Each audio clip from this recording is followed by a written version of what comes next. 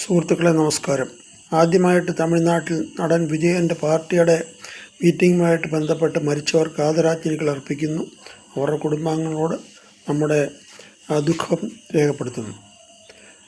അതിനുശേഷം പറയാനുള്ളത്, ഇന്ന് നമ്മുടെ ചർച്ചകളിലൊക്കെ കാണുന്നത്, ഒരു ചാനൽ ചർച്ചയിൽ വന്ന് ഒരാൾ, ഞാൻ ആരുടെ പേരോ ഒരു പാർട്ടിയുടെ ഒന്നും പറയുന്നില്ല, ഒരാൾ പരസ്യമായിട്ട് പറയുകയാണ് രാഹുൽ ഗാന്ധിയെ വെടിവെക്കണമെന്ന്.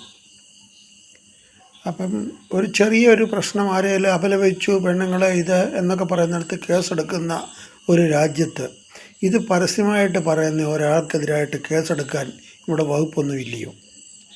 അതോ കേരള പോലീസ് ഉറങ്ങുകയാണോ? അതോ കേരള പോലീസ് വെറും ഒരു തരം താണത് ഒരു കൂട്ടർക്ക് വേണ്ടി മാത്രം ജീവിക്കുന്ന ഒരു പാർട്ടിയാണോ? ഒരു പാർട്ടി എന്നല്ല, ഒരാൾക്കാരാണോ കേരള പോലീസുകാർ? വളരെ ദുഃഖകരമായിട്ടുള്ളൊരു കാര്യമാണ്.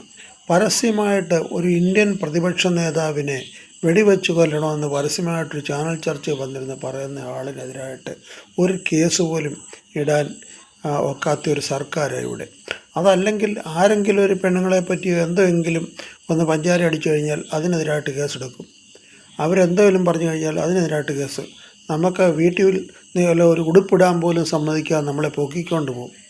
ഇതുപോലുള്ള അന്തരീക്ഷത്തിലാണ് നമ്മൾ ജീവിക്കുന്നത്. ഏതോ ഭാഗ്യത്തിലൊക്കെ നമ്മളിപ്പം ഏത് നിമിഷത്തിലും ആരെയും എപ്പോഴും പൊക്കിക്കൊണ്ട് പോകുന്നൊരു കണ്ടീഷനാണ്. അങ്ങനെയുള്ളിടത്താണ് ഈ നേതാവ് ഇങ്ങനെ അത് പരസ്യമായിട്ട് പറഞ്ഞിട്ട് ഇവിടുത്തെ പോലീസ് സേവന്മാർക്ക് ഉറങ്ങുകയാണോ?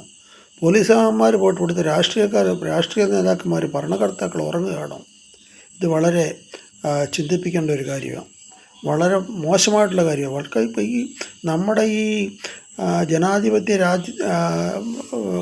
കേരളത്തിൻ്റെ ജനാധിപത്യ രാജ്യത്ത് ജീവിക്കുന്നവർക്ക് ഇത് വളരെ വേദനിപ്പിക്കുന്ന കാര്യമാണ്. ഇപ്പോൾ ഏത് മനുഷ്യനെപ്പറ്റി എന്തും പറയാം. കൊല്ലാമെന്ന് പറയുന്നപ്പോൾ ഈ ഇദ്ദേഹം കൊല്ലാൻ പറഞ്ഞു, നാളെ ആരെങ്കിലും കൊന്നു കഴിഞ്ഞാൽ തന്നെ ഇതിനൊരു കാര്യമില്ല. അപ്പോൾ ഇങ്ങനെയുള്ളവരെ നിലയ്ക്ക് നിർത്താനുള്ള ഒരു കഴിവ് കേരള പോലീസിന് ഇല്ലെങ്കിൽ പിന്നെ കേരള പോലീസൊക്കെ എന്തിനാണ് ഇങ്ങനെയൊക്കെ പോലീസാണെന്ന് പറഞ്ഞിരിക്കുന്നത്?